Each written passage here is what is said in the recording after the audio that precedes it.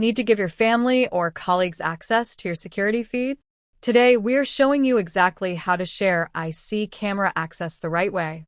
We'll cover how to set specific permissions and the 3 different methods to link another smartphone so you can stay secure. First, let's open the ICSee app. From the live view screen, we'll tap the Share button. Before we send the invite, we see a list of permissions. This is crucial. We can choose exactly what the other person can do. We recommend unchecking any options you don't want them to touch. Let's break these down. ICSee allows them to move the camera. Intercom enables two-way audio.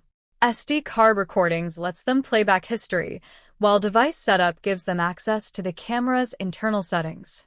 We also have push for alerts, cloud video for online recordings, and cloud service configuration. Adjust these based on how much control you want to grant. Now, let's look at the 3 ways to share. The first is code sharing. When we tap Share, the app generates a link. We simply send this link to the other person. Once they copy the link and open their ICSee app, a sharing message will pop up.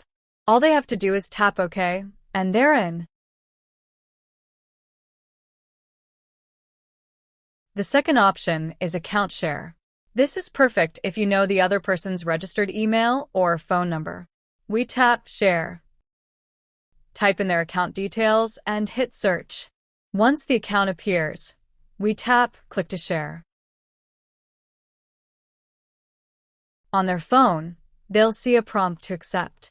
Just tap OK to finish.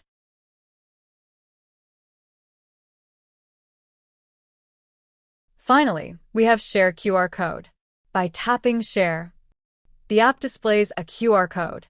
While this is an option, we find it the least practical because the other person needs to scan it using a different phone.